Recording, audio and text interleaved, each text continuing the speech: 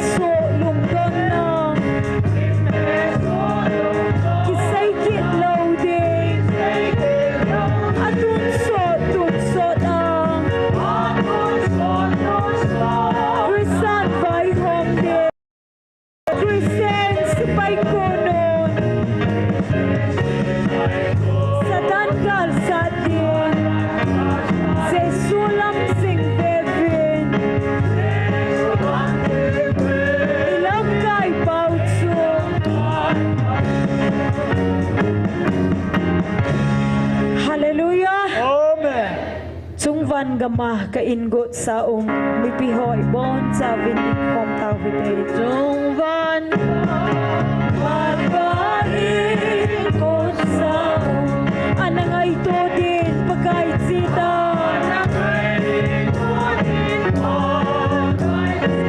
hadam na gamno matsun hadam sa lungsit eto loy ko ba bachay la sa singdingin kumasod umaylo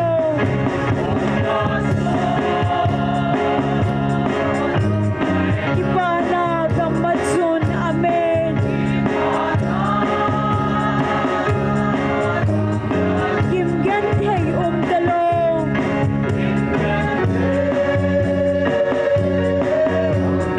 sumunat sun hatbay itending hallelujah kay dingin handang buhong kita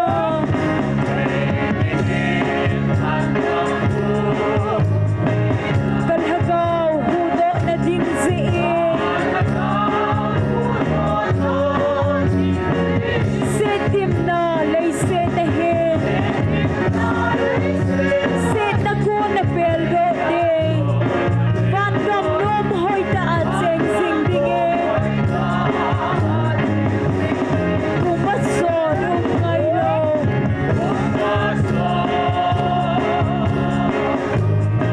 ipanag ang matsun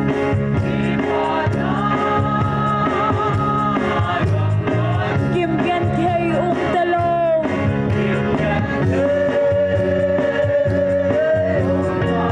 sumunat sun hatbay itending hatampi sisingding opagan kay ma naibag singedi kahay banglaw helin pagkaisin itsen kwam na diw lima vet nom vet na umlaw tsam na lengpa kumasod umngaylo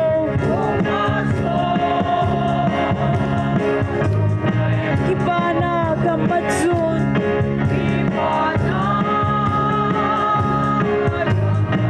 kimgantay umdalaw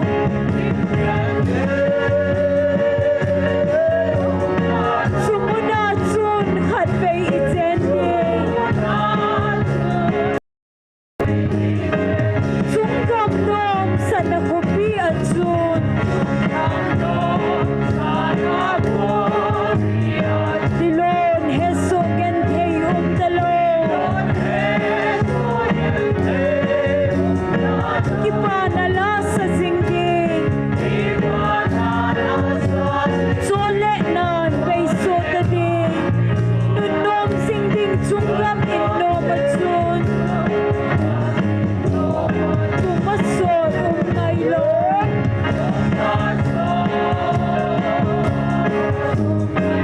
ipanag ang matsun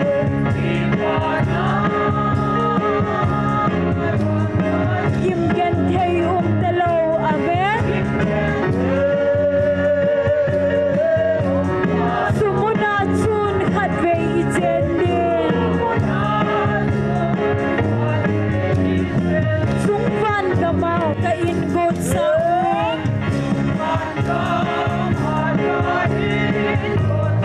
anang ay to din pagkait sita hadam na gamno matsun hadam sa lungsit eto loy ko ma bachay na sa singdingin kumasod umngaylo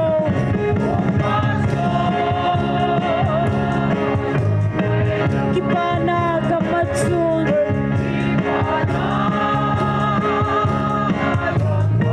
kimgantay umdalaw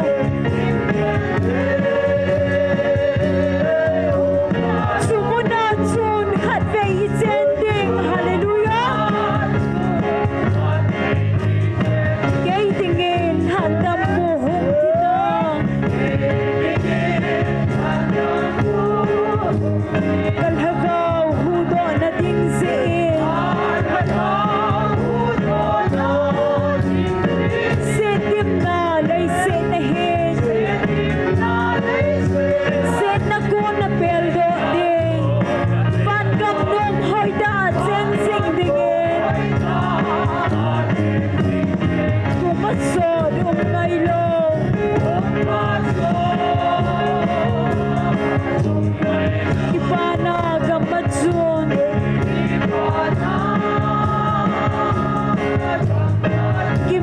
hey talo.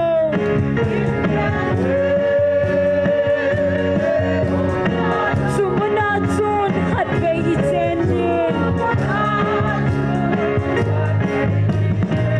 Hatampi sisingding opagan. Kay ma naipop singeti kahe. Manglaw helin pagaisin.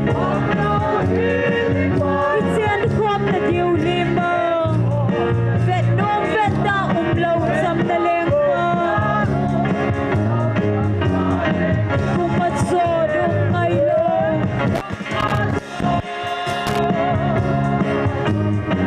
Kipana kamatsun.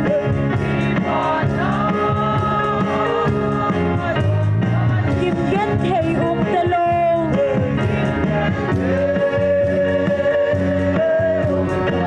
Sumunod sun kat kay itending. Sungkamnom sa nakupi at sun amen. Dilon heso gentay talo. Ipanala sa singding amen. Sole nan bayso dading. Nunong singding tunggap inomatsun. Kumasod ngaylo.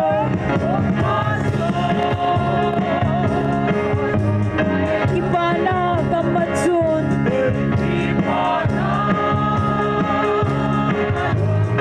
Kimgen hey talo.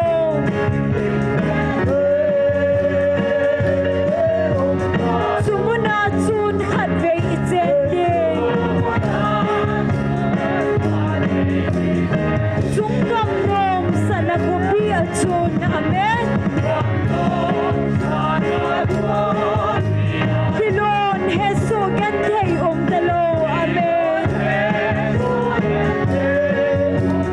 Kipanala sa singding hallelujah. Sole nan bayso dading. Nunom singding tunggap inomatsun. Kumatsod ngaylaw yeah. Kipana kamatsun amen. Kimgen hey talo.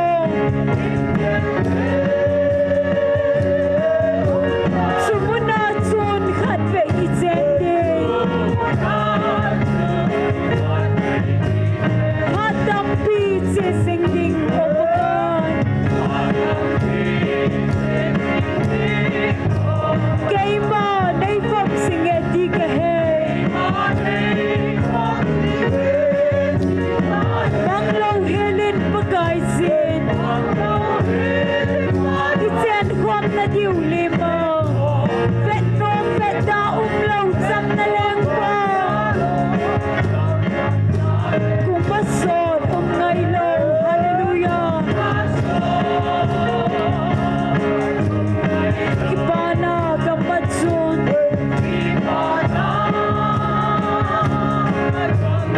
Kimgen hey talo.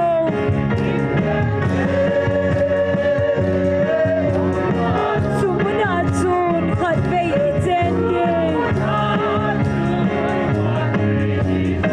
Kay dingin handang buhok kita. Kalhagaw hudo na dingsiin amen. Setim na lay sinhin. Set ako na peldo din. Bandang numhoy daat sing dingin. Kumasod ngaylo.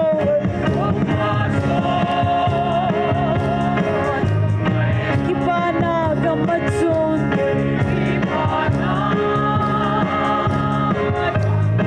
Kimgen hey talo.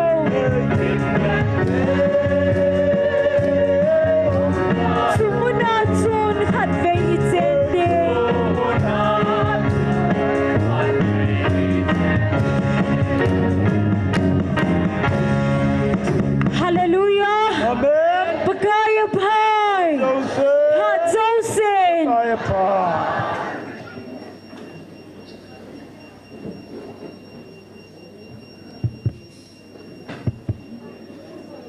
thi nin dam na phat pha phat hei ei mu sa ki rovin tu ni zong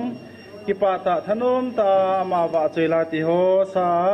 sikile thupi ti ho lagaw mai ti ho tang lo hela ti ko ding ai ngan sina ti ho sun zam jing the ko yu pa pathin hi jin ama se pen pen pa pathin thangwa nei piwe pathin lagaw thing thu phun 6 October 2025 nia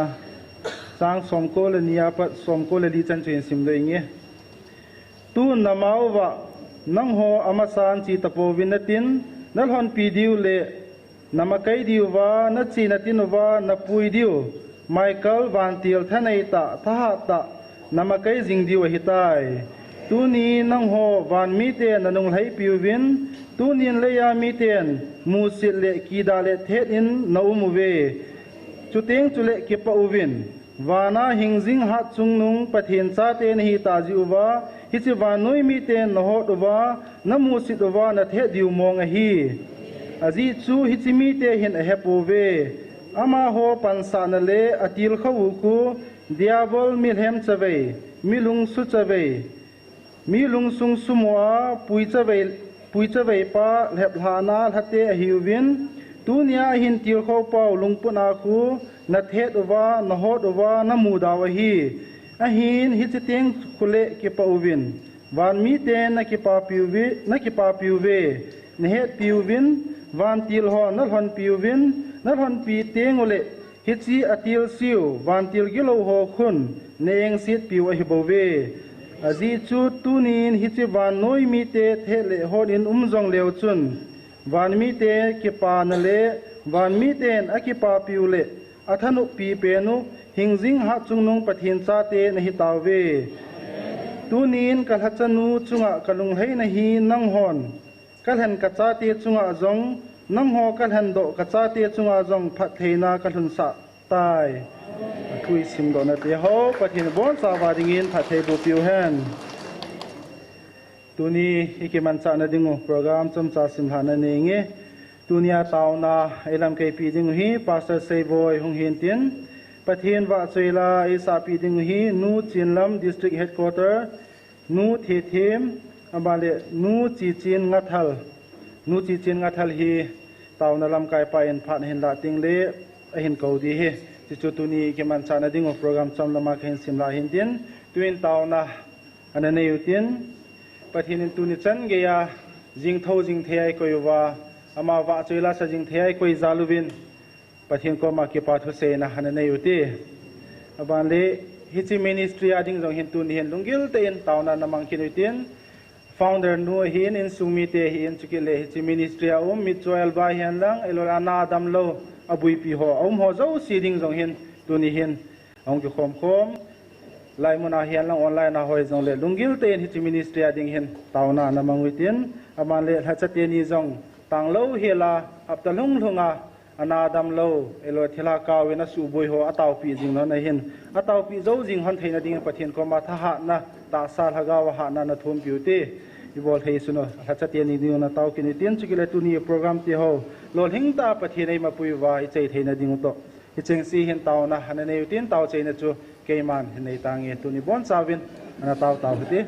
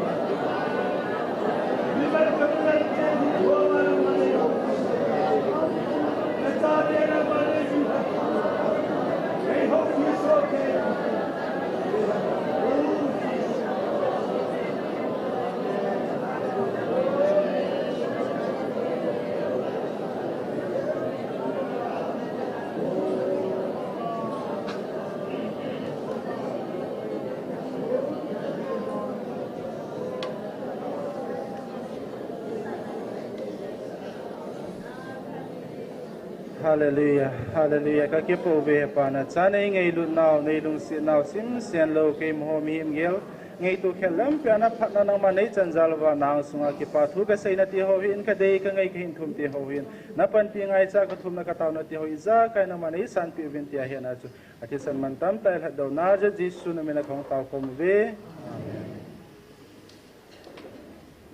tun program abana salitin pathian wa chela sading nu chinlam district headquarter aman hong sama sapen tin aman hin sa zo le banjam dinga nu thi thim hong ki gong den khen he se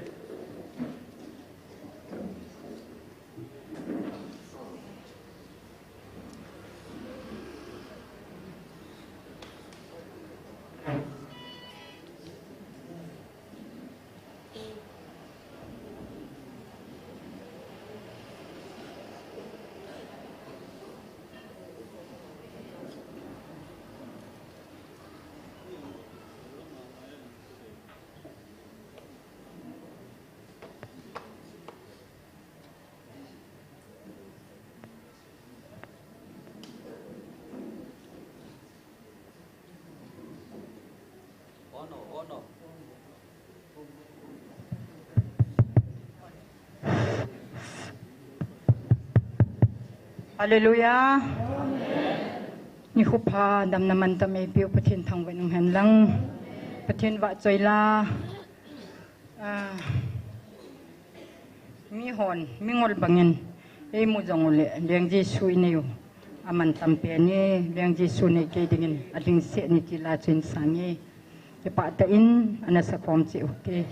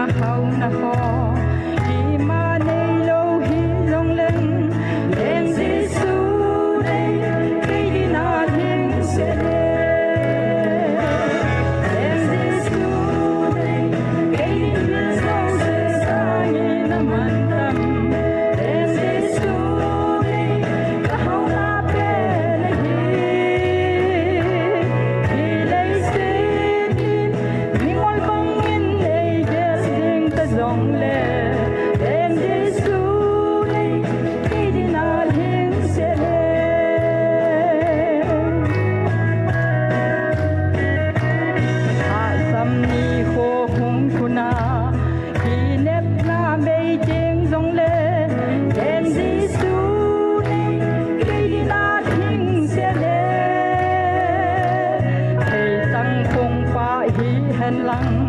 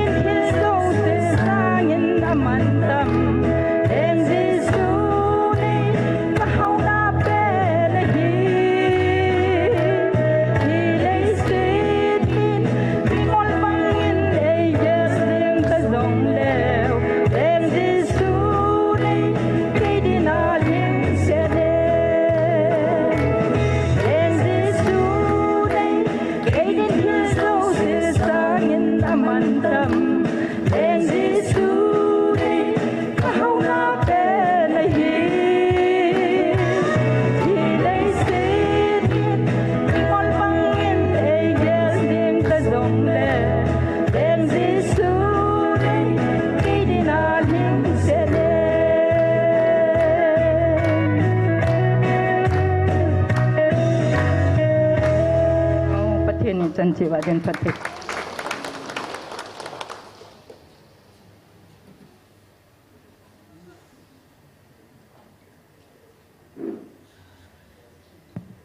Hello. Pakai vợ chơi nó dingin đang tự phân khom ano mẹ thì lại sang.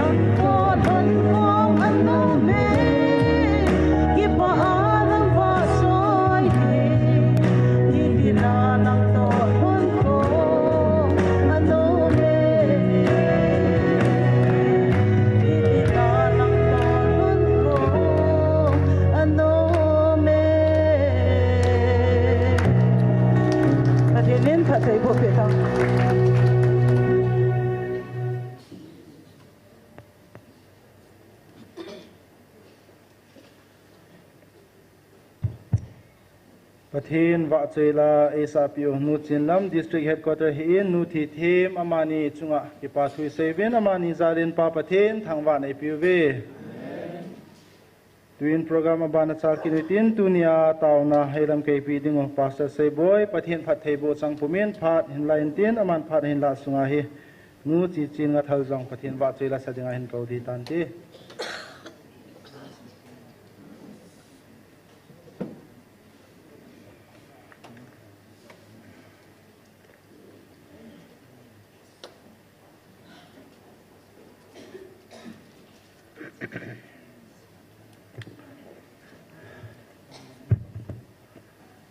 Patinin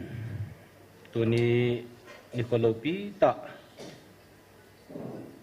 musa kinova banuya tio tabang adam na pha re pha mua hizong le lam chum sublina mangtam pim zong le tuni in patinin tupi te ho subli thezin tuni so pilo naw mihzat pathin pui khom kit noven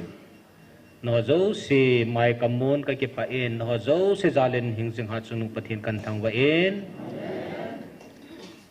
mu pha a hello amon in mu mai thi zo online a hung pong zo si zong nom naw chi chunga chilanga laung tu khom ho zo si thalengin ki pa thu kan se kin he Palin ni ko hong sin kum tum thin na tao khom na ni khu palin ni khu nai lam cha nem tao vin tunia zong nai lam cha em naw wa ke ho zong hi chi wa ki din kom ki tao vin chi la chi lo se jing zong hi nei thi chim dio he tan zong le tao na ki hu ji the ni de wan se jiu hin ten it's an dunia hi pathin tiang ke man sa di wa hen tu chung tu pun mun khat mun ni pathin phat phai mun sung ka wa hen se thi lai lai hin se yo he chen e chon ka kom le tu lai din mun ho he so ke zuven lam chom ma hen e te chun pathinin na kidang ato zi hin thil so hi nup daum pon nang zong nang ma nup daum pon nang ma mit mo mit the pon pathin thil gon khat ting le anung zui te hi ye chun akisal atamin pathin ha tan akisalelin pathin tun do ding gon hi tung do mo khe jeng tawin chi ve na hele ani ki pil zap han lang hile tunia ikai khomo sanga anup na le atin na le atui nei tam ding a hien izong le pathin na sata ong ki salal na chungcho na hen van gama ko na hong kidal ha pathin deilu bolding a decision hin la tu chan ya hen kumang pa hen hiti chun na sata in conduct panen simen hi tabang pathin na to lai ta zinga zong hi mel ma pa hen na sata hen nam sung han lang khalani he zong lai lo mi tam pi lam chum chu be ani mang chan hi chi on het hi mo win pathin ka thangwan he hi chi thil so ho za la pathini thangwa diu he e zon cho hi lung neu pi diu hi pon pathin na an to pha na chu lo pi be se jenga alupi na he mi ni ti buya hele innocent til ditela thinglu ho chunga hi kim khat lang khana pang kim khat lang khanai pano hi na e chon mem pa hi ve pathina thilgun hi a hetan van nupdan wana khapa ong kinol hapan a hen thagawa pa hen thagawa ithilgun pi ho hi I hon imul lowo aman amu a hi ya chu bol thi man thi zo sia man a hen ya chu nam sunga zong man thi am ko hi miam sita hi ni ki sam se wa hi poi I kha do ni di wa ki sei zi hi chilanga thupung pain ki chi shela si hít ta bằng trong độ tiếng à hi lệ mail mà pan amen sa hi ti tu la hi ke wang WhatsApp dong Facebook dong có hồn ta lôi thu cái xe là cái số hỏi lối đi hỏi vết dòng có vết ta lôi APP thu số âm cái bốn hin lắc amo za la zo hay pathin ka thang vai ayet su le chit ki sim masanga wana anuma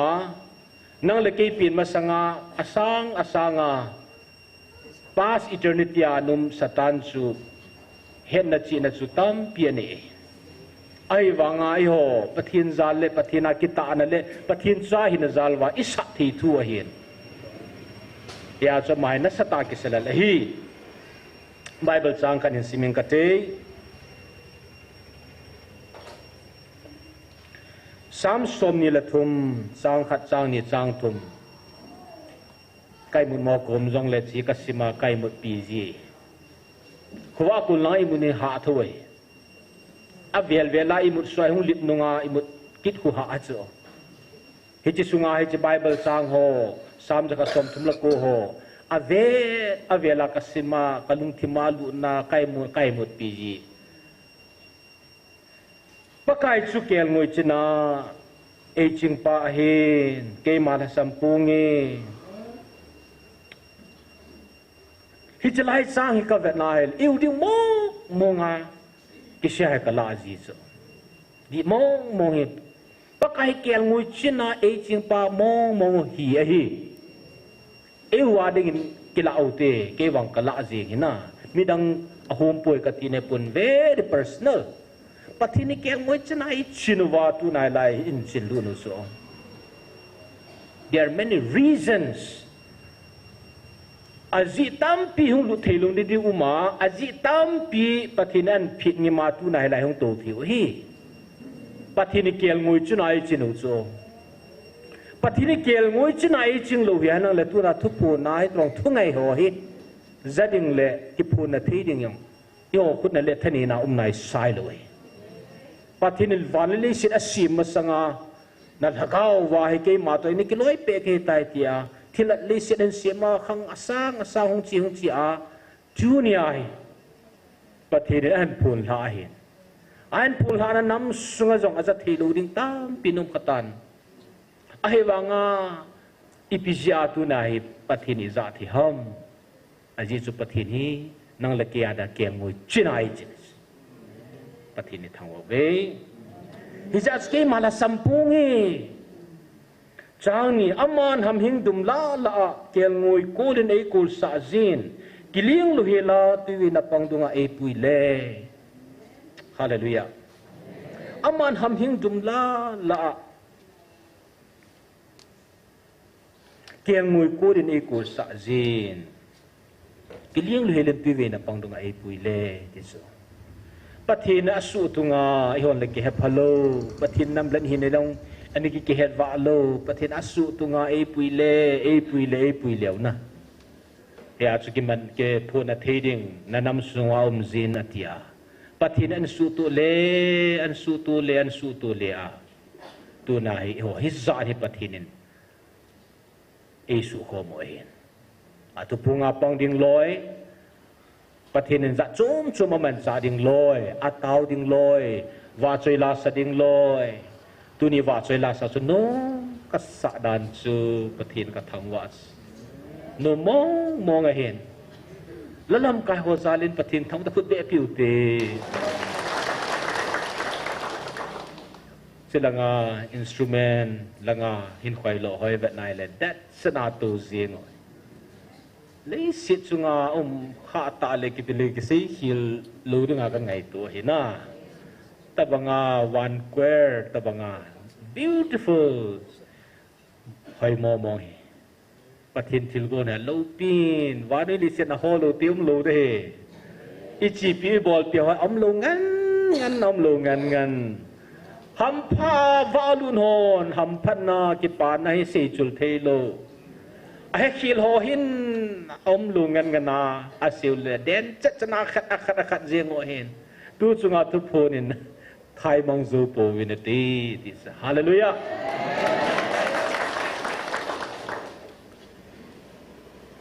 hết thêm lô Adam chỉ là ngày buồn hết thêm lô hỏi tên cái ngày tao cô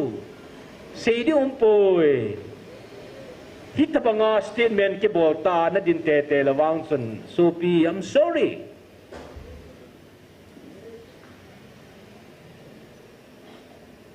hi asu aman ham hing dum la kian ngui ko lai ko sa jiu hi chanai pui gal kai hu cho ki dan hi ka changa kum pa la kun kai bu thei ji lo cho ki pa wal ji ana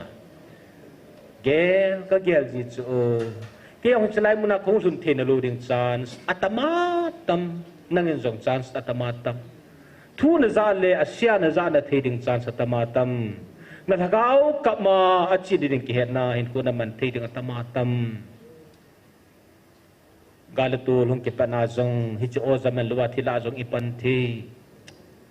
ipiti hita do o kathidin itilom loma e ngai lu nei to o ti ka giel ji su na giel khau ba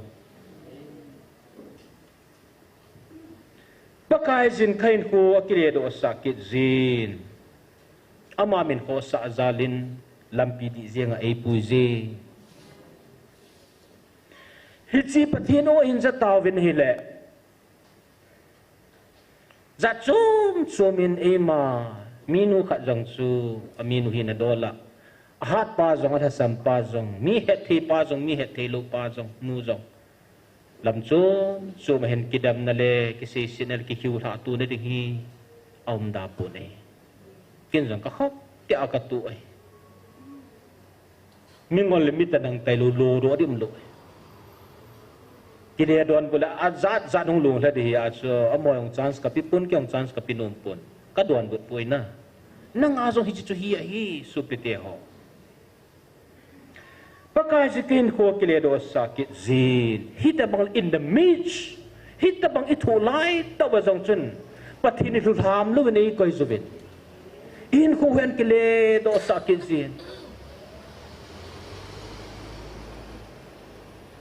ama min ho sa zalin lampi di zenga ai pui ze tu na iseu hi lampi ti pa hi isei no mai pathina lampi di zenga ai pui pau hi tu na het de wai de so he tu chung le te sa het ma bang ven vanu ai de kapi ka thu hi chi to ke man ka vil na hi chi na thu ko ma va tun sot gam itun ta ka wa hi chi na chi pi de i chi pi de hi oi ma chan chi o ki ti dem di thei pun di thip zo pun ti bible to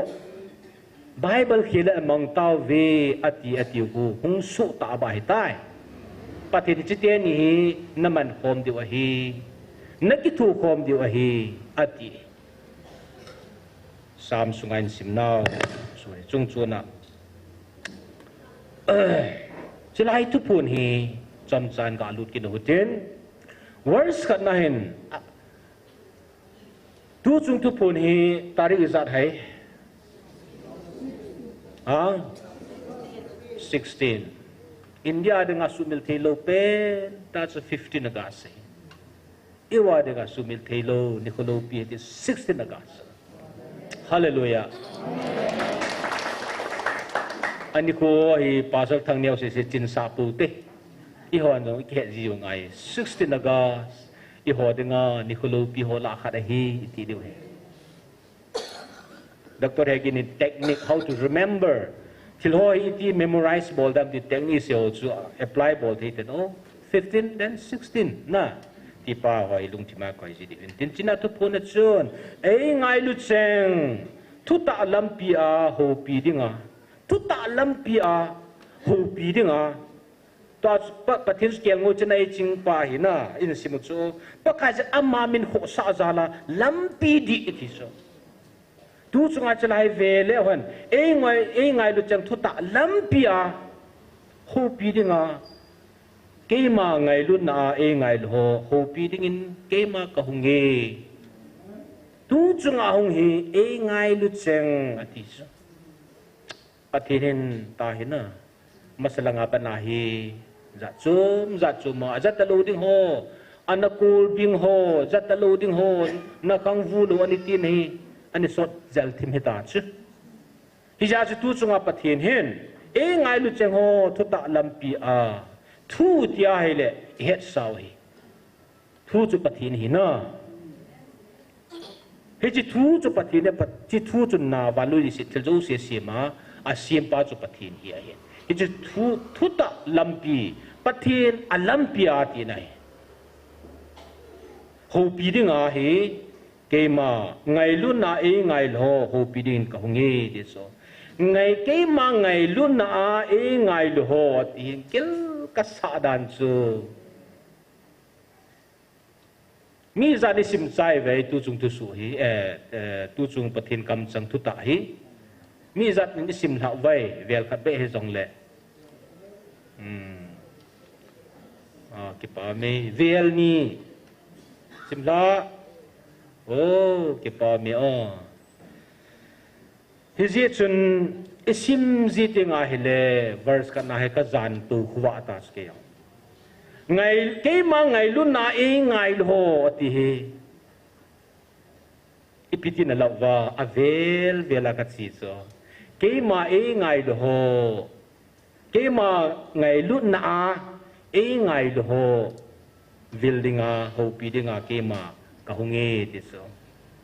pathin e ngai lu no pathin mi ngai lu na ki ti abul chu pathina kun hi chu pathin e ngai lu zai hung vilu hi za hi chi ngai lu za le hung vil na pau ni ya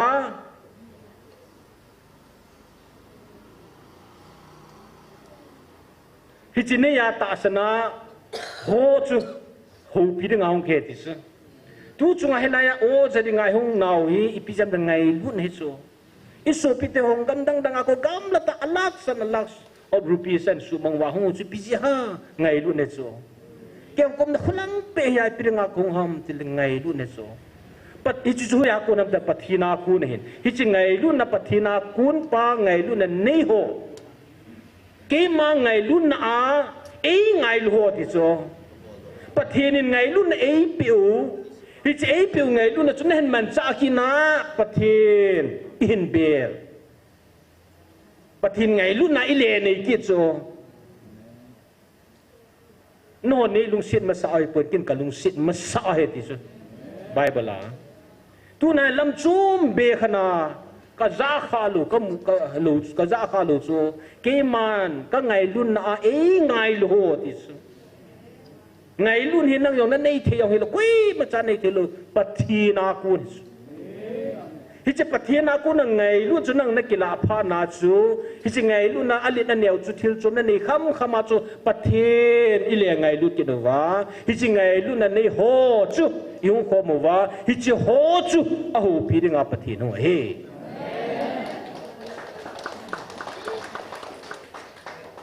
hi che lai theology du ke sel ta khanu ma chu kan ni sei jing sa na hi chu pyam te le hi chu lai pathin ki ti quality group nya ho ma chu communicable attributes of God pathin to ata san ho ki hom khom dinga pathin a hi na quality chu khat a hin alang khat ki na pathin amma a hi na hi incommunicable attributes ama achang se ke copy nei lo wa achang se sa ani quality um chu pathina hi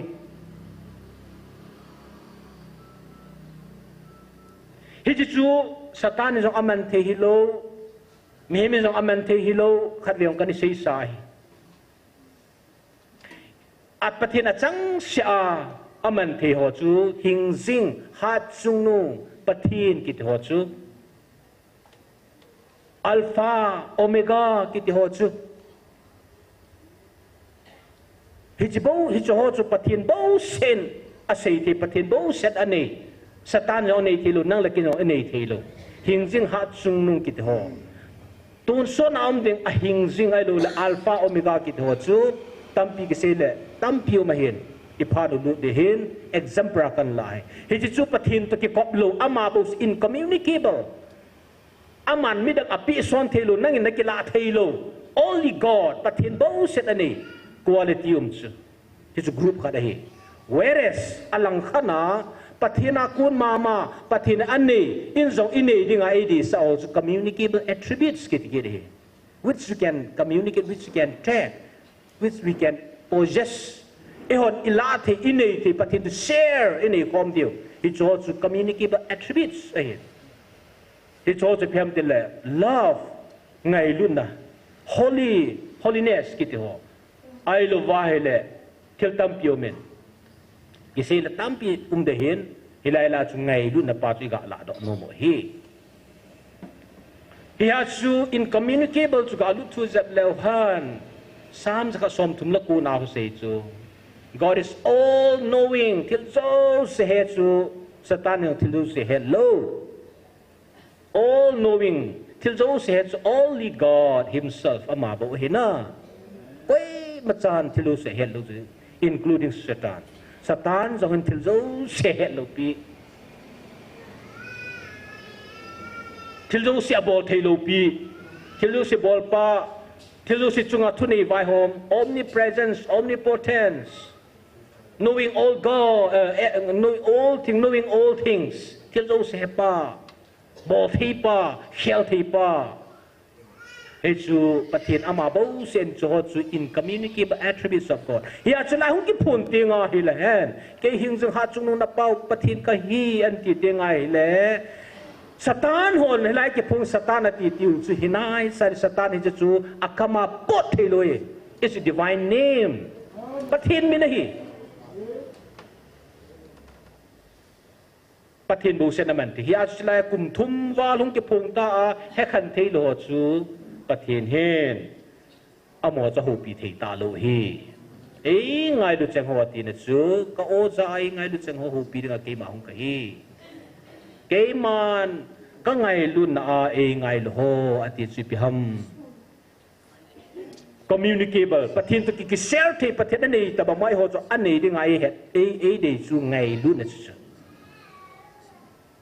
hết thì tao chú na ngày luôn là bul su pathin na hin hi che ngày luôn là pathin ki share pi đi wa ini khom de wa de ngày luôn là su pathin kom in ki la phan wa hi che ngày luôn là chu hin man cha wa pathin hepa tai hung wa wa choi lai sa wa hi chang ki khom ho chu pathin amo ho pi dinga ke ma khong ai verse ni na chun tu nia hilaya hung pang ho mi ham phan hi ve ti so a se chi ta physically a hung thil ho wang su ata sana hele hui lai ong la chun sim thakha dai ana ta sana tu na hilai hin be lo hung ho mi ham phan hi ve ti so hi pathin ngai lu na ne ya chi ngai lu na ne ya thu ki phun online na kun hin ve lai hung ho yong le mi ham phan hi ve ti so ta salwa nil kala gam da le sia the thang ho ahum ta loi ham pha ve ti la pang lo ta et ham phan hi ve ti pa he ichana ham pha hi ham ityai ham phat panu tam ichen ge ham phat diu ham na gel khau vom thu som gu vi wal ke phung ta ham pha hi as se ve vela se chu tu na ham pha pi pilai pi cho se de ari cha tam de dan ni kholo pi he ti ja ni kholo pi na hung la teo chu ham pha i oi adang la ichanai ti ham phanu ta mi ham pha ni ve ti hi ite ham phat panu te pa ti on se vo chalanga ute pa te hon yam phan hoi ta ki pa hamu ngai mun hu su ki won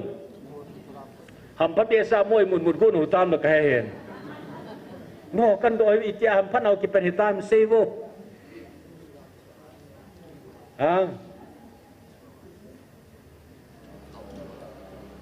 Ipinit heo okay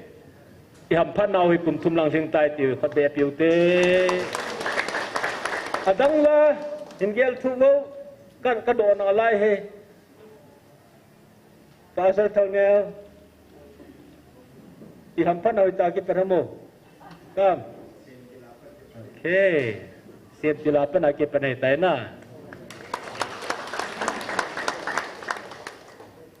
Philip jap ne di wa kan do than hi ham phan ni ke si hil the lo hi cho na hiam phat nau hi khanen kum thum lang hong thing tai te chu ham phat na thui za nau chu se hi chu khat pa hen abul bala panan se hi chu hiam phat nau ki pat ni vanali sit ki sim masanga ta in ki za do lu thu a hin ani ki pon do lu thu a hin mi lo te un ki na nau le pathin lung si be sa hong tabanga na si yo hi nai sai lo before the foundation of the world at is lesit kasim masanga lesit miem teon achudun masanga no ka building hi ke ma thilgun na hitai this hallelujah ti ham phan now hi van lesit kisim masanga pana pathit thilgun na yung video nom si ham phan now selang pe te touch hallelujah amen ya to pass eternal pass tun sot achi sapa lang pe apana chu ham pha hi wita tu azong ham phajang zunga yam pha be se jiwa hai athui to in za do penwai le ho zo si jong hi kinot la la hin khu manoi kyang ka kum la hen kap mim hi na hong san phal hun ka kum disturb ka hi ji tho chu ka za ji tho chu akoi ko iyong ki be se lo nam dan chu ito ding kolanga ai lui to thi khu za nung kita ba chalaya yong ipi ka to ram tiong la ka het be se ki zilo ai lo wa le ka kum le ti hoin gel zil hen piha imem lungyal sin su to hen abang bang la hen kidat mo ji chu loi la pai dang do mi ato na ding to ato wa hilaya thu pun ta san wa mi dat set e to ring join go jong le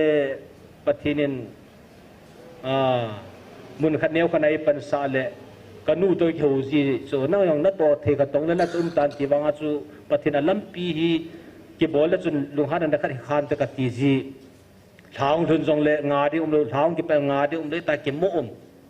in le luwa jong ki lo noi in le luan hong su ke ko la ngam jong le meljin chlang le meljin la ya mai bun sa lo ki ni ka za cha ki in ei pa bang hin na tong lang ki thai ta le ta ka gyal ji har kadin hoila na chem na to lu la ti lang ji wa ka than nei lo ka kum le a hin la to the ding dang mam ta ka vet nai jong le to the ding ka nei ki lo chu mi banga sum la pai ne ya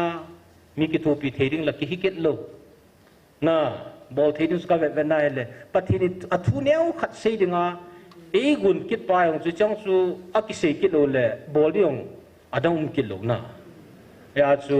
aka kum le nalwa se swa khong din jong ji chu thu se si ai ma cha na nei la ki hilo ti ho kan gyal ji phan hon kam mi min hong sang do di ji ai kyang ha ka se ji ka le na ai wa nga chu pathin thu hi invest ki ji te ngai le sun pathin thil go ne kyang mal ha thei chana pathini mal ha cho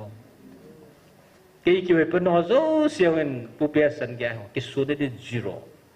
ai mal ngi ma ai mal lau hi te zero ai pa no kem chu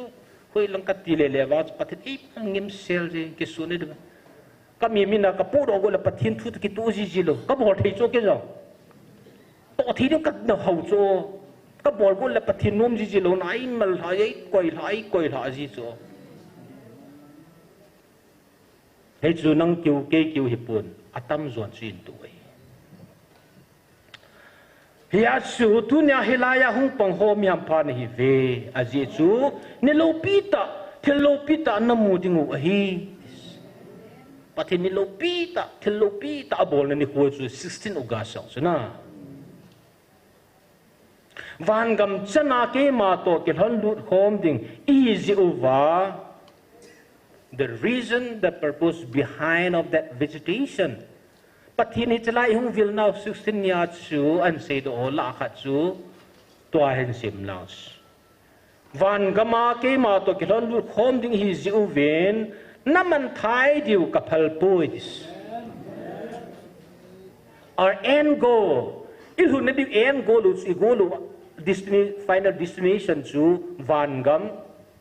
tun sotis. Hi chi van gam le tun sot pathin to i chen khom theina di wa chu lam ka he ilhun na thei diu chu ilhun na thei di wa pathit hung vilu chu hi chana na sei chu nama tha kha du ka phal poi ti chu chu chu ni va sa chu ma tha the yong ki hi ti pa he pathit a he chila ka vi ni vi ta san wa hi ki chai de lu it's a lifelong hin ko hom ke ya ta san nai chi diu chu pathit ei diu ya ske ong thil dang khat ka ta san na phatai pathit ei he pila phatai thil dang khat bol tang ka ti la pathin chun kalung thim sungai thal ji nang a jong hi chi thei ji van ga mi lun na thi de wa I lun khom hi ja chu nam ma tha thei nau tu he pathina ku na ma tha thei pet mong thei ki na lai hi cho na lo ringa chu no vila hong ka he ti hi ja su ngai lu za la bo na ho nam mi te ngai lu na za la bo ka su mil thei lu abu ka su mil thei lu wa ka hong vil na hi ve pathinin ima tha lo diu ei de sa ji wa yung vilu he nanga jong kia jong ma tha thedin thil tam piam chu abulang chu ve lau chun satan ten strategy se chu chong hi ki sei khalo atam zo wang chu het de he tu a hi drugs thil dang dang wa ka bol do ki chai tai thil thu mo me ta aduya an sei do chu khana chu sex mobile money hi chang thu mai vanui gal ka sa de heti so koi ma anga chi ki sei do khalo I ho ata so na iki henas tu nai chi shu me lo de ma tha the na ding sex in the lights hi chi pastor khalini tong na satan tu ka la he ik ho ji kilung dong ji aping tha thei ka chu iti mang thei dam ki ho jong chu theology tam pi ki jabai I ho wa dinga ya chu sex ki ti chu minu mi pat nu me chapang ko hi jong le pathin de local wala na chon le nama tha thi a hi ching thiu te sum ngai lu ja jong sex sung lu thei ki de hi tu la yang mobile ja chum man khil ji wa kin anong pung di sanich thil danga phat dangai ti khalo pi a sei chu gui lung ken ka vet ji hi chi ma tha thei na ki ti so pi te ho a then ding mo ngai ki ko chi ho he khabi kan sei ta chu lai wan ti thing nam thinga da ka than ni ve ti chu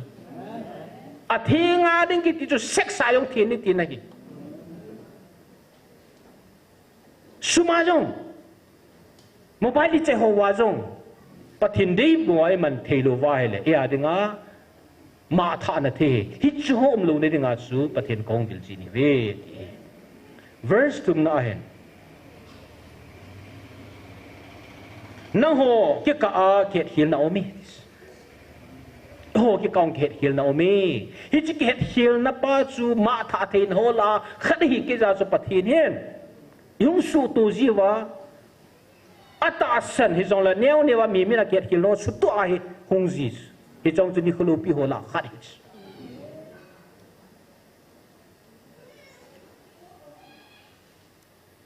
ki ngai lu na pun be na ding le na ki ngai lu now asan be the na ding a ke man kong vil jing na hi ve thu pun zan ham khana ku nai pathinin ei kai kho chu chu se ne ki ngai lu na pun be the ni na san be the ni ding a kong vil jin hi ve pathinei su to lo le I ho le ho khal ni ki stu the hi lo pi ai wang hi cha ko na chu ka sei banga wa mang the no ma hi kam him hi na chu ka su nem jing lo wa hi le ka te ke ang sum lo thi kai ku chi bol thi kai why not kan tin le ka taw wa ka ki su nem lo le yong ki leng mang nom ji chu no jong na nei diu chu mi pa har ki ai ti da na chu ka ji ka cha te chu ta chu ka mo ba da min ti kan la kon ai tham na tampi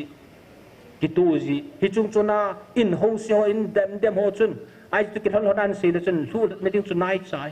su pe te ho bol mo ka hi ham tia chu pathin te ri vin ati pa ki nga zo lu wa hi china ka ta san ta ni jong le ti khat pa hi sara chun pathin thu pi ata asan hi jong le atia asunu le Abraham sutu le til chumbe sudo tabang chuna atasan chu pumman helopi ai wang apart from there pathin til gon khat chu neu khat em lunggel azau le ai thi poi kin jong ka tu na tu ri ka ta sa na pau hin jong ha chung nung tu ni lopi hi ding hi til kidang zong ka to ding hi atin na pau ha chung nu pathi den nang ho ka ngai lut bangin ke mani ngai lew chon ka ti e tu na pathin e ngai lu na hele athupi abana chu sei ko hile ke mai ngai lu chun ka thupi azok ding he pathin thupi izok lo wa hele i ngai lu na chu alhom ai lo om lo ti na if you love me you have to obey my commandment ne thupi chu iji ngai lu na le iji thupi ngai ka ngai lu ita iji thupi ngai lu wa le chun I kama lip service ite if you love me kay mane ngai lu na le you have to obey my commandment ka thupi naman na job de this ya chu tu nya hi patina thupi job dinga thakau ngai lua thu hing ngai cha chan chu hongoven ke man na pi winge patin hongoven na pi winge tia hele tam pi chui ga kal sun lu wai chiu chu kyong ka yaw chu nong na yaw a chi lo jo ngai lu ai wa patin ko pen chun ya physically step in ga kal sun chu nai lung thim chu si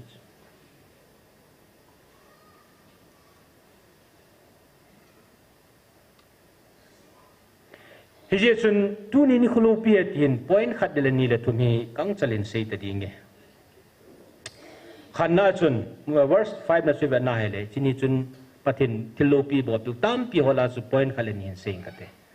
su dam na nu je jem le isu pinu an tu than tan tes men sei kan tai thil kidang hi apet ta kum somwal na nu ki kultu ana le kum som wal tai ti chuna kum som kum ni thilu nu ta bang yong chi thei chuna patina su dam lu le ama hai ta su mo ma ki ba hi ta su kum som wal hai tai te na kum cha chu sei pon atu simis ta ven he jun su dam na imit ta ni mu ve he chu ni khulu pi hola khare he pu pia song su to apana na dam ta na dam de tai ti an sin ho su thil lo pi hola chu chin thil su a chui adang chung ki serong sawi te ani na hen lagau thing an bu la yong chu he chinya thil lo pi hola khat chui tun na ho chima sanga chun su pha ta sanum ati chu pathinin hichina thilopi mu sau chu supha ta sanu mi thumo me ti chu bible ani ki sei chu tu na ho practical ai nam sungam chu ki pam da dan chu hallelujah amo zala pathini thangwa dewi hi chu pathinin amo ak koi di wa pi hilwa man sari nam sung he tabang pi theiding inum kha jawa pathini thangwa dewi tau nai zui jin di example is pa thanglal amin ga sei do jing tele hen ke sound head do hi ke head do se apan dan so apula apana le chan ge hung pan ho chu head do hi pumpi ki san ni at pu a chi in ke so pan na sta ni lai head sawi council nga evidence pu ki thopin ve zakal ve som li le za ham ka chu hi tai na hi chi nga jong hi atam zo 99% to absent wa bon to ta ding hi chu akum sungai pathinin supha ta sanum miam phan hi upamang ne hen ko kit ama jong tiam khala ko na pathi aban ani koi khat anum chu kum iti lang tri tam na even is pu thadang ding a jong hong pang ai le bible sim ding a jong pathinin midang sang ama aman ejigo hilova athu hinzi do dinga jong pathin hen man lam chum chuma lai to see dinga ai lo wai le amaum na hobung hi jong la pathin za chum chuma aman za het kam kamisi mau hay kyong na satan mit hi nei chu thuan se nil mit hi nei ji chu abulang ang chu thu se helen mit nei ki tam lo chu ama pathin mit hi zat chum be khada pe chu pa ma ne pa ma jar pathin ka thang we khada wa ni ti chu pathin zala khalani ho jong chu ahong wa lu nin amo chu si zal pathin ne thang wa be pathin kom bel ki ti chu ki mang lo hi pakai ke ka hi khat tu dam ti chu za chanan ilawe hinai sai lo thin la lo dang da ho song ho be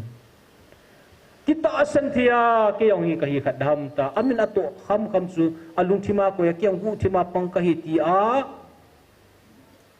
ong ki pi do thia hele atu cha ki o sanga ong kal so hong su pathin pathe bu ina asin na lang ala lo de personally ki mu pi man pon he jong le chu pathin phat kha de ya chu pastor song hong yen go in peace it is chin long mong ta na te abana pathin pathe bu ta chana he chu mai ban mun tam pi am chula chanu nata sanadam sai go in peace lomong in chita na ti so pathinan so do so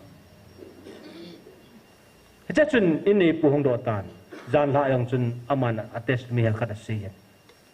pathinen ku thima abut na pa abut mai me hitalu tu sama but mai se mai to mai hitalu he apollo hi thelu thiding apollo hi thelu kizum suring din muna sai hita chumai a khon na gyal al hailu la pol ding talo kyong nau te ho piham kan puilu cho azam ji chen ki puja azam ji akum kuman bol ta cho ma hen he chung cho na chu tu pon masanga hepa ta ka ki sel ha hetis anin ka bang sei ta po ka ki sel ha hetis pathinan het pi na amin tanan ko tain na chan na po na ho ke man ka hen ahin hi chuwan muna na go ding ahi ti pi so jan la tu se chu anup kan chu a se chu athim put atta ngana se hi je chu anu me pathin ko ma ka ki pi tha ka go la ka re ka het lo he ti so phat dang tu pun na tu chung tu pun ma sang ka ki lu pu ti so pakai kata pathin abut mo pathin an het pin ya chu van ka mana saning na thu gan thikin ka he van ka mana san he ti pis ma ban su sim kina hele ahung a chu na ki sun lal na pai tha na ti chu ijalai pra kan sim do ham til ho zo sia de nga chu bp venai bp low and high bp nim la sang a danger na ki bang hi chu achom la ma sei ding a sang jong danger anim no la danger tu ne chu ama hi na ki sun la na ho pai tha pathini i ho pi ting le atam jo ki sung la thi chu na ki sun la na chu pai la na mi hi ni chu pai la this whereas alang khana bp nim sang lang ta banga chun nga ki sei le kim kha chu a hi na ki sung yong tum ki chu na su na ki sun la na pai lan ti le na ki sun en zo pai lan ti na to tha kha de chu he thi ta wa mi kha chu na ki sun la na chu pai lan ti le mi kha kit ma chu adang se ho chu gu thi ma izan ham kha chu a hi na ki sunga ke ki dam tiang kum thei chu ki sun la na pai tha ding gu chi pathin ei ho pinum na ai pon I ki sun na jong chu pai tha ding izan ham kha de hi I can do ka bol the hi itia ki sun jo siang chu pathin pai than ati to tha ka hi a chu ama an ko ni lai chu ga sim do hin na chunga ka thagao ka bu tha ding a hi pathin ma bana na to ding tam piam na lai ati pi hi chu ni kholo pi hina sopa atia hi chang thum se chu pathinin nam sunga danga ei piu chu nang na hi khal khalu me te ke hi khal khalu me te ai wa nga pathinin amo ke koi thim ding a hello pathini ho nam sunga man cha da pi hi jen hi da bang nam hi jen pathini thang wa we aban hin thakau bu la thu hong king kitan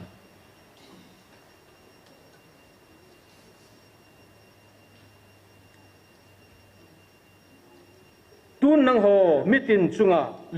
lungmun na thagao kalagao kabula ding ahi tu ni mitin chunga kalagao alagao la lungmun na kabula ding ahi patinong kitim so anom tami hepa patidi thawo hallelujah patinin ke mai tua thagawa wai vilwa kabul ha ding dung mon kabul ha de lo pida so aseji ka hello hichi lagaw hi na chung chi uwa chuta hen ti sa na chung chi wa chuta hen ti sa pasal si siang te poi no mai si siang te poi khat be hung ho regular ta te thusi ho se te poi na chung chi each one of us khat chi chunga chuta hen pathine atam the chana dei pahin chong si belbul jong le pathina denga ki gel ha le pathina ai nai sai lo hi ki sung lal hin na ti chu nu khat ni mei tha kan hi mei the ki sung lal hi in nei pu ho lim pi banga ki sung lal wala pathin lu mun thaga pi lam hello jong tu nang i to the kha hi a hi wang pathin each one of you nami mal chi chunga chuta hen ati Kiat hungai supite ho. Hallelujah. Hichi chun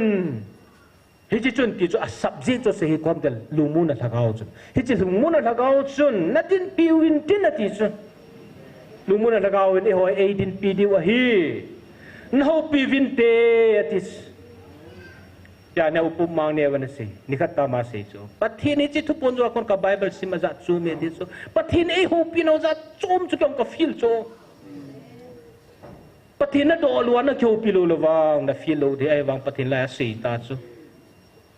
hi chen hagao chu din pi diu na ho pi win tin tun ke man wa noi dinga ka ho pi na ka thuta nang ho tu ni hi chi thaga wa hi wa noi de ka pi ka thu chu Bible hi jeng jong hi tu nia hi chi thaga wa hi chi wa noi dinga ka pi thuta hu ka bula kalagao zala na zot buling diu ahi hichi wanu ada kapi thu jeng jong iman za the na diu le en tama ine te ta na diu chu yang ku nam ti le hichinia kabu la lagao zala chbo heti su hichi lagao tailu win wanui dia kanapi ka thu jong hu na hon job zo po vin te hichi Bible hitina se khutina se to I dok wang wa chu hichi lagao chu na nei lo le hichin Bible se ne ti jong hi without the Holy Spirit, without feeling the Holy Spirit pathin lagao wa ichan chi chunga achu lo wa le Bible in ampu omme ta na se siu jong hi nang ma chi na thim na le with the absence of that Holy Spirit thakao lo na chu na zo hlum zo lo de heti tu na hi chi zo hlum the ni diu chu ni khana phathi chan nau chu hi na pathi ni thangwa win he tu hi chi chu chang ta ve atya pathi nin yo zo se e pe oi hi che thakao chu na chung chu wa ta hen each upon each one of you no chung cha ta hen ati pathin api tha hi tai ikisan diu ina abana chun ichi pathin lagao hen pin a gildan khana chun ta sa ami pa chi go lang nek robot ham pan e atis midang tampin wang za chom men woven ke jing ta yon world cup ve thelo wai kanipu na ni abu thi po ti wang kam la le seven amma go hilo wa helanga pathin la chaho za chom men ngai ngam lo di sei ta ve ai wangin thopong pan aham pan e ti cho sim ti la ke man sei zui ho le zol nei thim gao zol ni ho ka thu sampong dinga kana man cha hi che thagao chun ama chunga jong hi na ato hi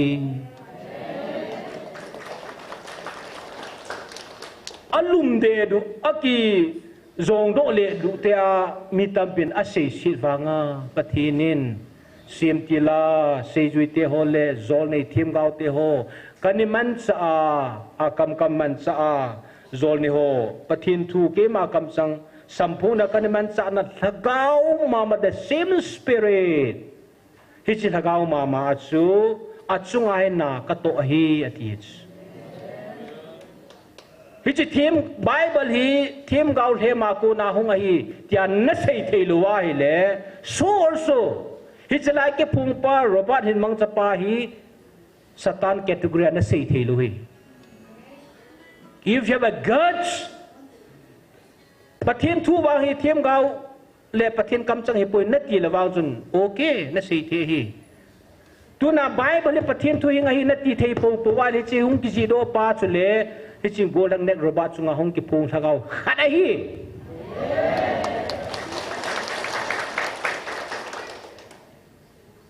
tun hi chi zol nei ho kama hung po hi chi thu ta chu ama kama ko na zong hi na za diu a hi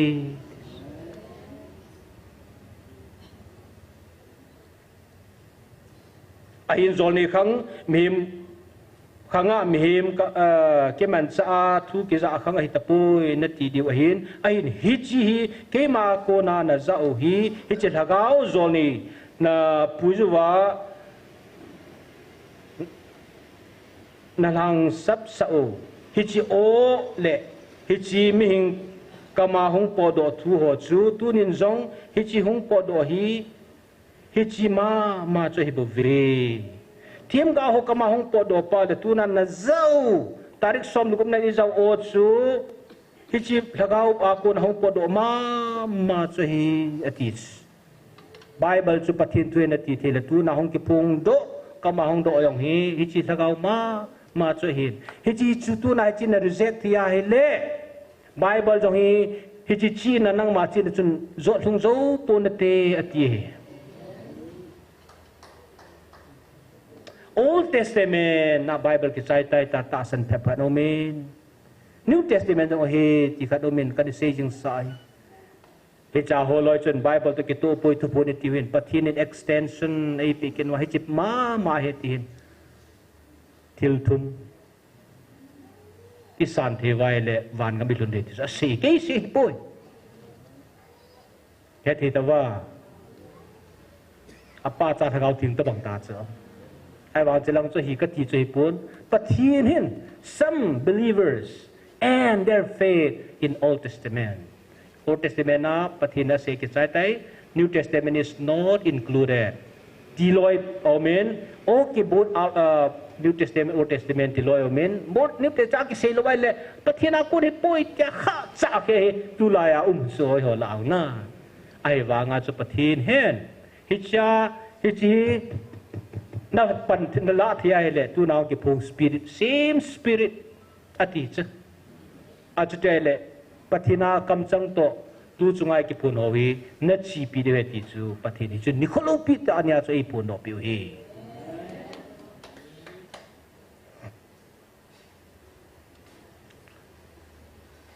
kaparin se biang ka ting la sading nu ki gong la i taw du ai ta nei het thiem min lang so hi lam kai ho adang da hoi se nan ten ya chu mun khalai hin lang ka ting vel ni tawdam ka ti le yang le athu helchat hin ngai be wa ten verse som ni le ni na hi adang hin chop hup ki ning ka ting chlai ka ngai u te tu chunga chun pathinen thu chang khat ka thua ka thu na ngai jun atin hoi tan ngai ta ham phan ei khet ji lo pi o zai o na lopi na hi na pakai jin na tunding kit ding a hi ti sa zai on hi kwe de ni gyal khau gai pathinin o zai on physical zai on chu toi pathinin vai hom lo sai wanga o zai on ka tunding kit ding he te la lu wang chan hi hin tin ka tunding kit ding na hi ti so Zion skui ham sim do khau gai ha ko hamo Zion hả ba thằng boy ho hallelujah lungul dong tim na lai na a viet vela na sim no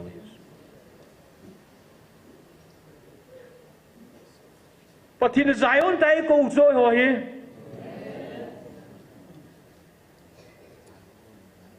o zion na lupi na hi pakajin na tun ding ki ding na hi kat na tun ding ki ding a hi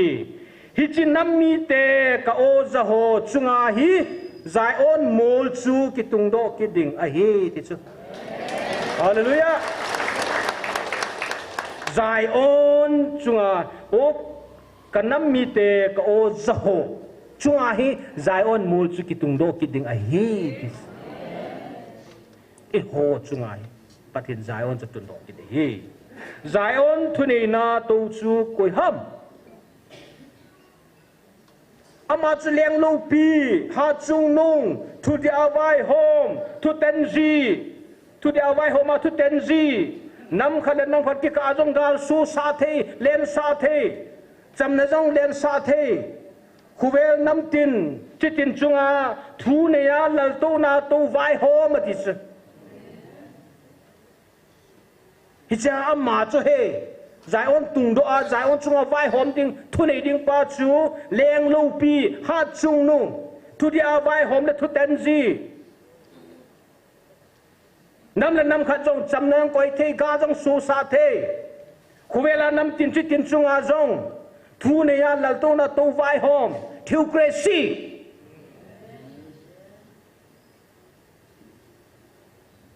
segium chu thiu crazy a chom lama amin min sei dinga beautiful crazy leng ani ma sang Israel ten leng ani ma sango pathin a leng pa hinau direct anum lai so leng pa ke than ma sang jo beautiful crazy ni kiti ani na ju leng ani taun theocratic monarchy ni tin pathin to leng hon en vai hom pha no moven athum na sun pathin vai hom na chu leng gam hong ke ta nei long ke pha chun divided theocracy ani kitin leng gam ni sau no da no men leng hon le pathin vai no hom home khabyong ka dise san a chom lama jot pa dingin pathin vai hom na si no mo e alina chun theocracy under Gentile domination as Israel te Gentile te langa gamma hen aso chang tawin aso chan namun wa chu pathin hen avil na hu da ha lo e he that thedin chu Daniel jing ang chu Babylon na pathin he lo la min ai wa pathin gawa pathin aman cha thim gaw ki ti chu a thim gaw hi nahi Israel lengam he lo pi chu Nebuchadnezzar na Gentile lengam sunga pathin a thim gaw hi na aman chu meaning that is nu mu chu piam ti le Gentile la pathin Israel te the che jing na yong chu vai ho mai vai hom ja chu anung puikina Jerusalem anisa wa hung cheng kin hi hi chang chu theocracy under Gentile domination al anga na chu spiritual theocracy tu ho kang hi anga ne thagawa pathin vai hom chu to ai mi ho pin tha ki to thagawa ping thai thagao khang hin thagao theocracy spiritual theocracy tu ai now we have two more to go imaban vai pathin vai hom nai nium chu khat chu pam ti le perfect theocracy hi chu perfect theocracy chu pam ti le kum sang khani pathin ama ta le sena lim le mel mu tha ma I ho to Israel ten vai hom hom de ti chu perfect theocracy na hi chung ki sai ting le eternal theocracy pathin ni tun so na van thale le tha mu na chu pathin vai hom di tu ai ni ki wa de khat chu kum sang leng amin khat pa chu tun so na he de he now we are in a spiritual theocracy we he chu pathin vai hom cho ja chu leng lo pi hat chung nung ka ti kan sim ha si sia he chi pa cha tun do ding ya chu he chi ka thu pu ni koi ma chan su tang zo pon te ti chu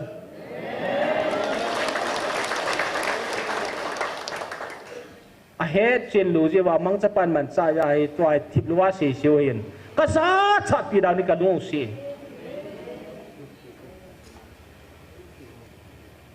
ka chu se na kha zo more lang gi la za na sevin lu sung se sa ba Jesu Christa tu sim ki se ba sa ki la ka za cha lu na azid we ya Bible am poetin Matthew le ma an ven an ke vet la kon phade hi ti bab siu chu hi wa he su pite hi chala ding ding ho ku het na la sam ngen he ti kin na la yo he no atanang ngen he ti kin na la u pathin kain kwa koi ma tanang ti kha lo tanang wa zo kya lo do to ai che pao yin an ngai ki di ai pian si be ta ram nang chen lung si do me ti cho bo le a chu ki chai ding hi sau chi lo hi hin ha chung nong pathin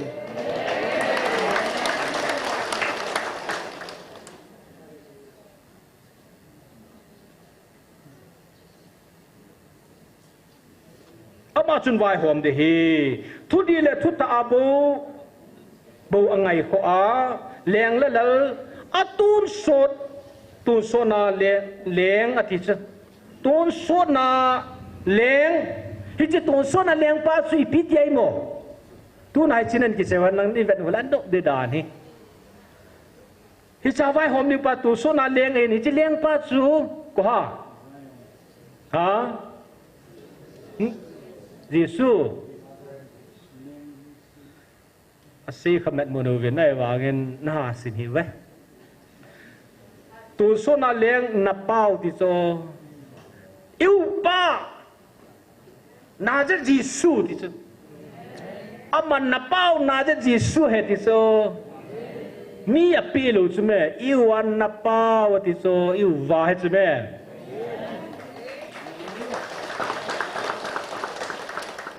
ipa leng hi le a leng pa sang a cha chu num ki salu da mo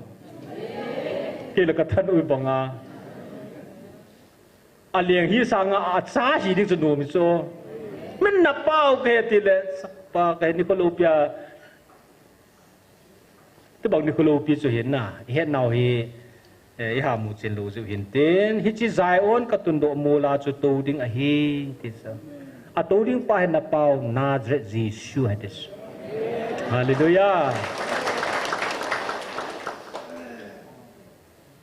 Zion kiti hi the city of David kiti so amada stronghold administration ilo am power se Jerusalem khusungayong ju Zion kiti mul cha chu David hin garments ahel lang pita tabernacle na hi pau piti siu tai pakai hun pakai au tabernacle hui e pau ti siu tai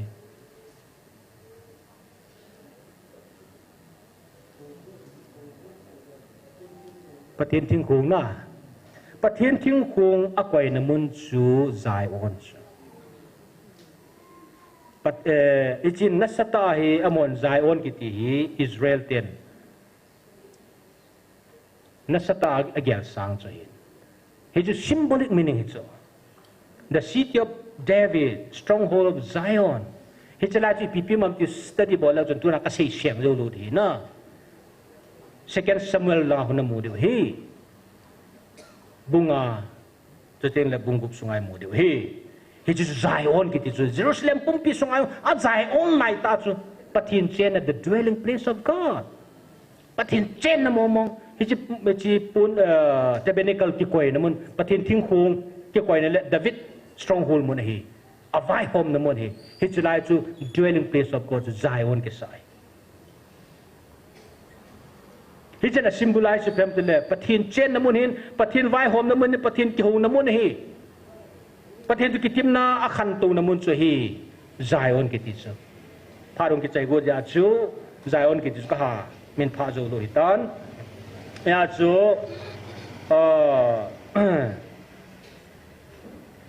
physical Zion choi le the dwelling place of God Israel ten pathen no wa mun hoi lam jong le Jerusalem na ngat wa ni taw naw mun so main choi le Zion e chu pathen ho bu na mun chu pathen chen na heti wa lang so ngat wa taw na man jiu hi chalai chu si na hi physical Zion spiritual Zion choi le pathin tu chunga chom chom hin se ta di lang tu sunga patini ho chu masa chu spiritually God's chosen people sakawa kanam than mi sakawa pathin nam than mi te eta inisil abulang chu su milgam du tara ban ban pathin athuan sein kinin ka cha te an tikinin acha te sa pathin go lo de hin hi in to pui ven hele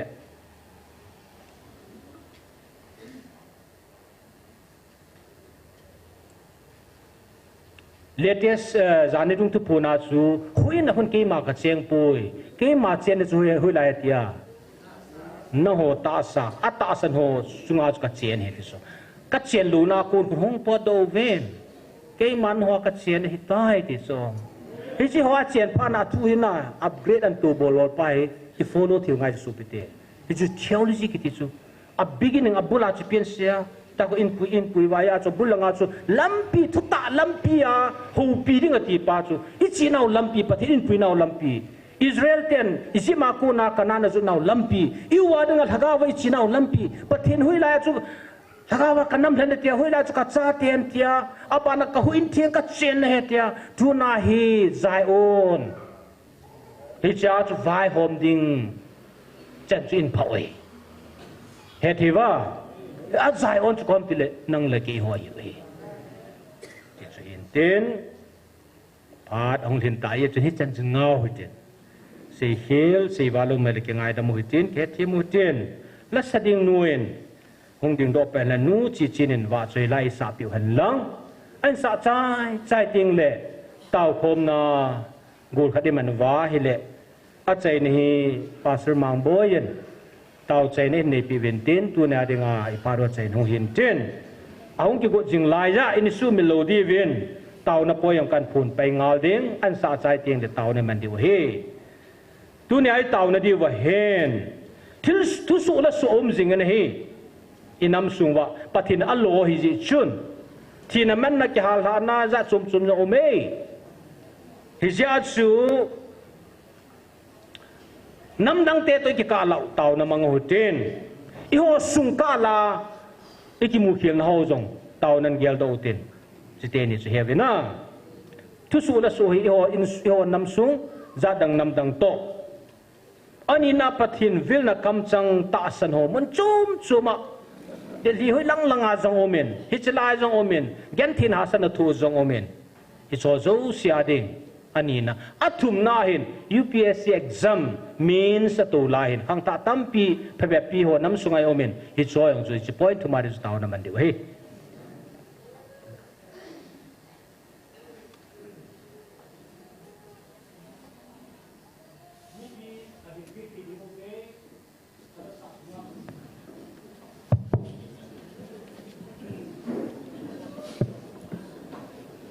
Payala sampai payete le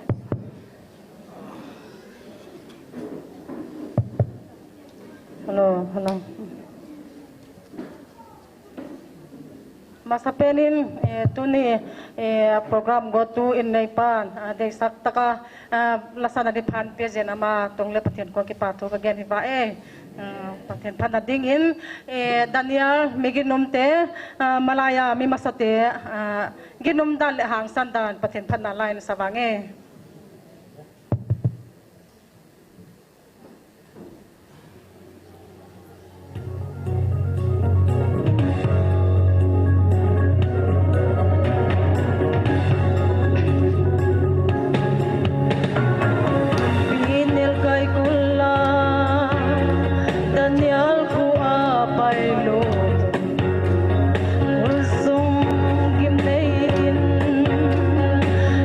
Gil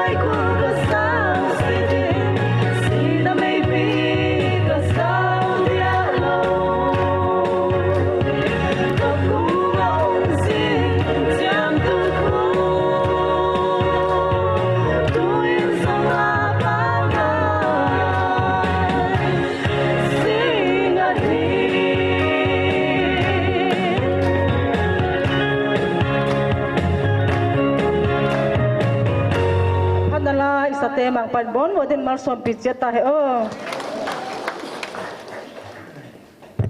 Bon chan taw na mga hutin UPSC exam bolding ho nam sunga zadang namdang to iho sung ke kala taasan ho mun som mo do si taw don gyal daw ten pasor mang boyen taw chainan nei de he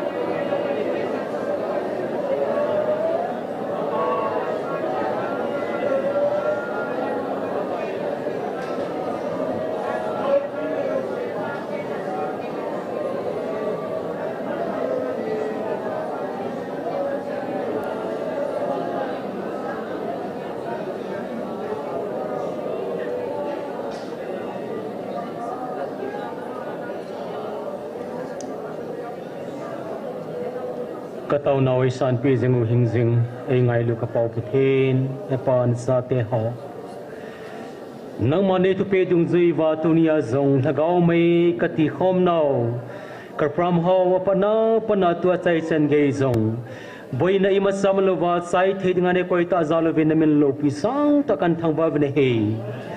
tu ni na sa pumangsa in pakai na tu akitil ko na kanay ho til ka tau khom na ho mingin zala de sa wala se khil se waram khale ni ngai dam di bin ko makataw ban he amawang kataw naw le ka se kha ho nagamasara ding le leila marsom ni sandi bi zong abelin na ko makataw ban he tu alai mo na ko nain lamchi zonding kahitawin pakai nang marhagaw tinga kasani pui kidwa zing dikho damani musa kidwa tuni ni kusanga nom zola phazo ki pa zo a nang ma te kabel to ka seven sa te ka sinum pita venti a hi chen chen ma ni pui na ho ka ma ki pa tu seile mabana zong nang ma na nang ma thon pi na ngai cha huing pu ka pakai Nazareth Jesus Christ na kong tau ko mo he amen.